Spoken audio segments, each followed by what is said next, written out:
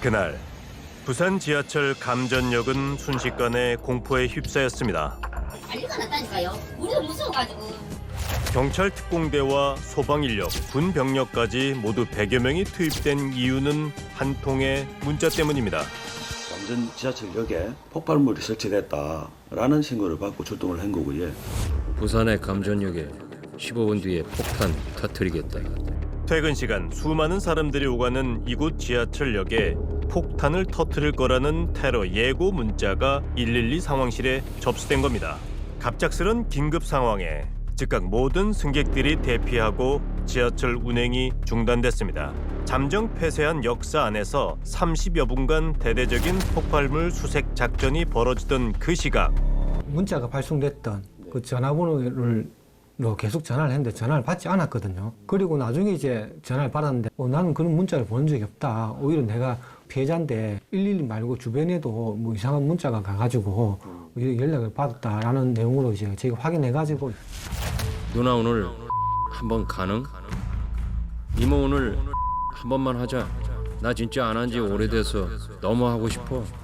지하철역 폭파 협박범이 잠자리를 요구하는 음란 문자를 사방에 뿌려댄 겁니다. 자신의 전화번호는 맞지만 자신이 한 일이 아니라며 펄쩍 뛰었다는 남자. 그렇다면 누가 이런 짓을 저지른 걸까요? 문제의 전화번호 주인을 어렵게 만나봤습니다. 그가 처음 자신의 전화번호로 발송된 문자 테러에 대해 알게 된 건 보이스피싱을 당해 경찰서에 신고를 하러 가는 도중이었다고 합니다. 사장 경찰서 가고 있는 중에 아빠가 왜 나한테 이렇게 문자를 보내고 막 이렇게 왜 해? 그렇게 하면서 울면서 나한테 전화가 왔어. 아빠가 내한테 문자 보낸 적이 없는데 왜 그렇게 하는 놈만 이렇게 이 사람이 보낸 거예요. 하지만 그건 예고편에 불과했습니다. 그의 아내는 난데없이 이혼을 통보하는 문자를 받았다고 합니다. 그때서야 내가 이제 문자를 보니까 한 30명 정도한테 문자를 보내놨는데 우리 회사 부장한테도 그렇고 거래처 사장님한테도 그렇고. 실제 그의 휴대전화 발신함엔 온갖 욕설과 음란 문자들이 가득 남아 있습니다. 우리 회사에 그냥 생수 갖다 주는 그 형님한테는 이제 문자를 어떻게 보냈냐면 내가 니한테 형님 하니까 진짜 형님같이 보이지? 그렇게 하면서 인생 똑바로 살아 임마. 그러니까 맨날 생수 공장에 물이나 갖다 입고 그러니까 이 형님이 앞 돌아버릴 것 아니에요. 아직 해결해야 할 일이 많이 남아 있습니다. 예 형님 마십니까? 집에 있지 마요. 저번에 내가 12월 달에 그 보이스피싱 당해가지고 형님한테 문자 갔잖아. 아무거든 내도 씨 욕을 하고 그러니까.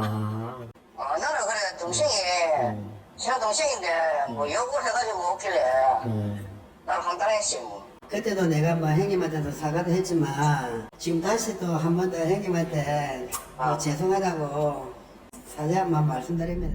무엇보다 난감한 건 주변 여성들에게 살포된 문자의 내용이었습니다. 누나 오늘 한번 가능? 이모 오늘 한 번만 하자. 나 진짜 안 한 지 오래돼서 누나 오늘 좀 만나자. 한 번만 하자. 진짜로. 이렇게 문자를 보내가 진짜 저를 쳐다보지도 않아요. 제 말은 안 믿길래 행사를 바꿔줬거든요. 씨가 지금 휴대폰 해킹으로 지금 조사받고 있습니다 해도 안 믿으시는 거예요.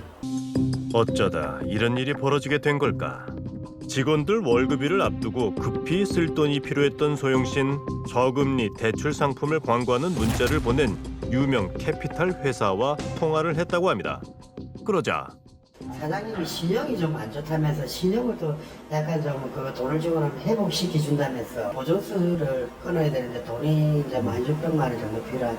대출이 이루어지고 나면 이제 돈을 다 돌려준대요. 우선 신용을 회복한 뒤에 대출이 가능하다는 말에 두 차례에 걸쳐 1,200여만 원을 입금했지만 거기서 끝이 아니었습니다. 세 번째 되니까 제품 2천만 원을 보내네. 일단 지금 내가 가지고 있다. 그 사람하고 내하고 이제 좀 실랑이를 불러주죠.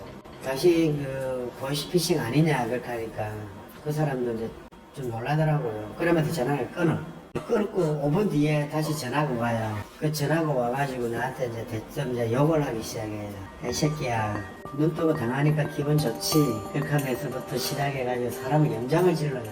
보이스피싱 조직원과 실랑이를 벌이다 신고부터 하러 경찰서로 향했다는 소영 씨. 그 40여 분 사이 이 모든 일이 벌어진 겁니다. 그런데 그들의 덫에 걸려든 또 다른 피해자가 있었습니다. 근데 돈도 사기 쳤지만 어떻게 말까지 그렇게 합니까?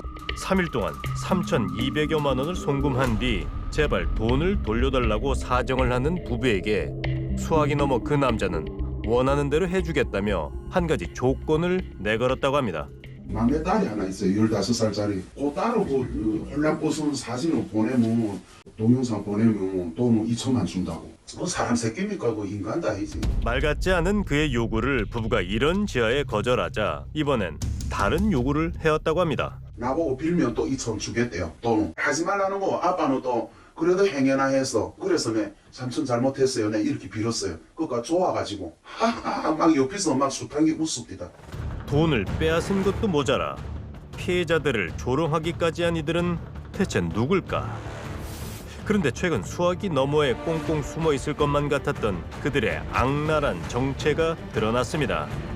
중국에 본고지를 둔 보이스피싱 사기단이 경찰에 검거된 겁니다. 설날 때는 그 국내에서 은행이 운영이 안 되잖아요. 쉬잖아요. 그 장기간 쉬고. 그래서 그 친구들이 그때 이제 마치 거의 다 들어와 있는 상태였죠. 이 조직원들이 한 17명이 돼 있는데 2명 빼고는 다 검거가 됐고. 검거된 조직원만 15명. 하지만 수사는 아직 진행 중입니다. 이 조직의 총책과 팀장이 아직 검거되지 않았기 때문입니다. 그 영상 사진 찍어 보내라는 사람이 예. 이 동일 인물이에요. 아, 동일인물로 알고 있어요. 내가 그래서 꼭 잡으려고 했는데 못 참았어. 소용 씨와 재복 씨 부부에게 씻을 수 없는 상처를 준 그가 바로 도주 중인 27살의 관리팀장 정 씨라고 합니다. 이 친구는 그렇게 상대방이 곤란해하는 거를 즐기고 재밌어하고 그리고 했던 걸 다른 조직원들한테 보여주면서 재밌어했고 자랑하고 막 그렇게 했다 하더라고요. 그가 폭탄 테러 허위 신고 대상으로 지하철 감전역을 택한 이유도 당혹스러웠습니다. 감전역이라는 이름이 있다. 자기들 뭐 전기 감전이야 이래가지고 이름이 재밌어서 요 감전역 폭파하겠다고 했다고 하더라고요. 예. 관리팀장 정 씨가 보이스피싱 조직에 몸을 담은 지 1년. 이들 조직에 피해를 입은 사람들은 밝혀진 것만 211명. 피해 금액은 20억 원이 넘습니다. 이 조직의 구성원은 모두 17명, 그중 2명을 뺀 15명이 20, 30대 한국인 젊은 청년들이었습니다. 제가 이거 증권 발행 서류를 준비하고 있을게요, 고객님. 네. 선생님 쪽으로 다 금액이 들어오시면은 저한테 말씀해 주시면 저희가 이거 시간항에 2개 발급 신청하고 네. 그렇게 진행하시면 될 것 같아요. 그럼 증권 발행하는 데는 시간 오래 안 걸리시거든요. 젊고 세련된 말투로 미끼를 던지는 순간 걸려드는 건 시간 문제. 의심을 할 경우를 대비해 사전 조사도 철저히 했습니다. 어떻게 내 성명서하고 캐피탈 토탈을 쓰고 있는지까지 다 알고 있으니까. 사업자 등록 대출한 게 있었거든요. 회의를 해보니까 거기 나오는지 간에 알고 소리 그래서 우리 딱 믿었지요. 상대방이 넘어왔다 싶으면 그때부터 본격적인 수금 작업이 시작됩니다.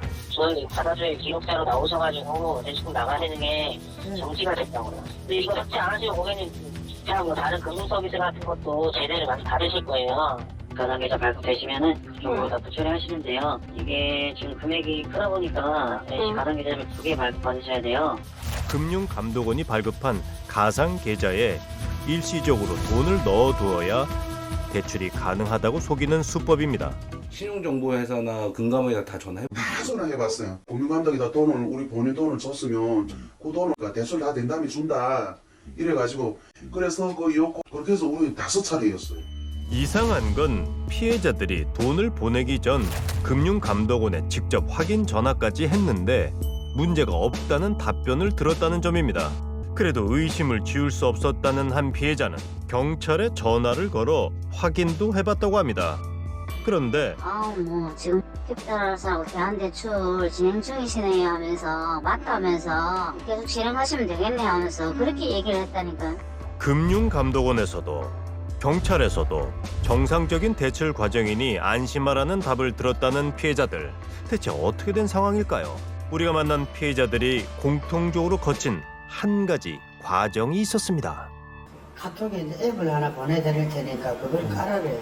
나는 이제 그걸 깔았죠. 처음에 그 앱을 깔아라 해가지고 캐피탈을 해가지고 마크하고 같이 나오더라고요. 대출에 필요하다는 얘기에 그들이 보내준 애플리케이션을 휴대전화에 다운받아 설치했는데 바로 그 앱이 문제였습니다. 우리는 보안 전문가와 함께 휴대전화에 악성 앱을 설치한 후 지금은 이제 게임 앱으로 위장을 해서 만든 거죠. 그 전화기를 이용해 실제 금융감독원 대표 번호로 전화를 걸어봤습니다. 그런데 잠깐만. 놀랍게도 금융감독원이 아닌 미리 지정해둔 휴대전화로 연결이 됩니다. 금감원으로 전화하신 거잖아요. 근데 전화가 일로 들어오네. 무조건 그쪽으로 그 휴대폰으로 가게 저희가 만들어둔 거죠. 킹된 앱이 설치가 되면은 문자 수발신 내역하고 전화번호, 전화한 내용들 그리고 위치 정보들 어디 있는지 위치 정보들이 쭉 나오게 돼 있고요.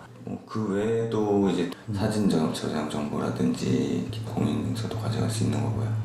실시간으로 수신된 문자를 모니터링하는 건 물론 피해자의 휴대전화 번호로 문자를 발송하는 건 역시 가능하다는 겁니다.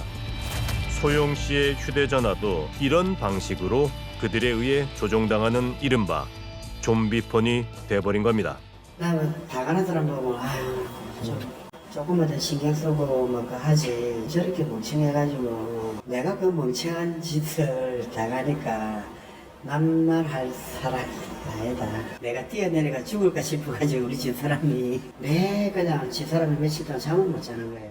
남들보다 더 부유한 삶을 바란 것도 아니고 그저 남들만큼 살고 싶었던 사람들만 골라 마지막 피 한 방울까지 뽑아먹는 악랄한 범죄.